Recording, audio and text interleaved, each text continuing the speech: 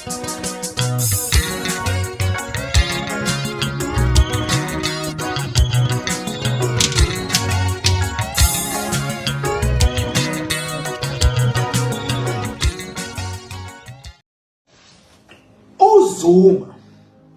ufola andabantu abane spiritual power esikhulu, abuye abe inhlanhla nengqondo khona.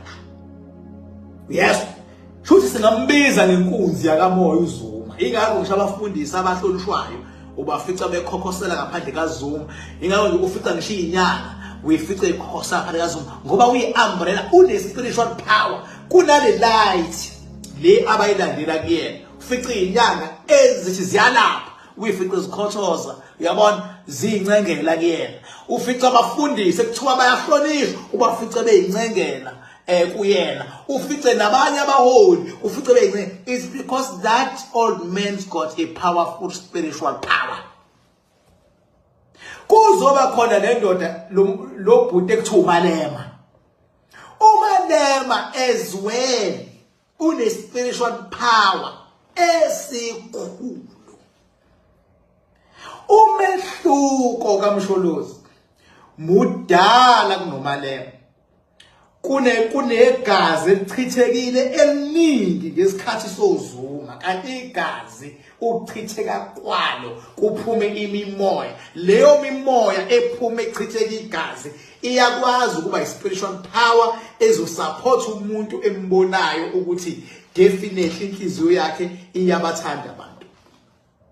Kanti uMalema muncane.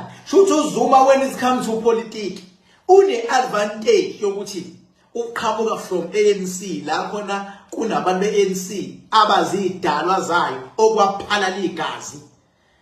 Abanye babo ababuye bangabi happy ngezinto ezithile kweANC, so lawo ma spirit ayamnamathela uZuma. Ingakho uZuma umuzwa ethi ngomlomo wakhe ethi akasoza iyeke iANC. Akenzeli ANC ezinhlangano, wenzela lamaqabane adlule emhlabeni ethanda iANC nafela kwiANC ukuthi awaqhubeke ambathe.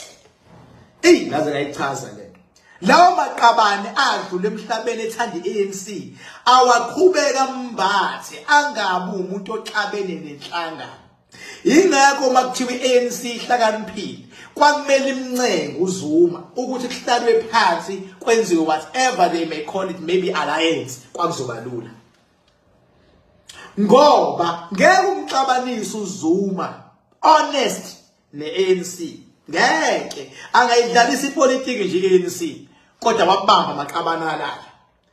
As well as njengoba ngithe uMalema unepower, noma uyathanda noma uthandi, uhlakaniphile, uyisidomu, ngeke uFloyd, ngeke ispiritual power sika Floyd usisuse kwispiritual power sika Malema. Into eyodwa, uma bona as human beings benga understandani, ispiritual power sithatha icontrol, sizenzele ngendlela yaso. Akekho uMalema wathuma uFloyd ukuthi akajoyine iMK. There is no such. Kodwa spiritual power sika Malema yiso, ngayisho lento, yiso esixhumaneni spiritual power esincanyana bana sika Floyd. Kwathi wena mfana hamba lapha yasifuna ufika umosha.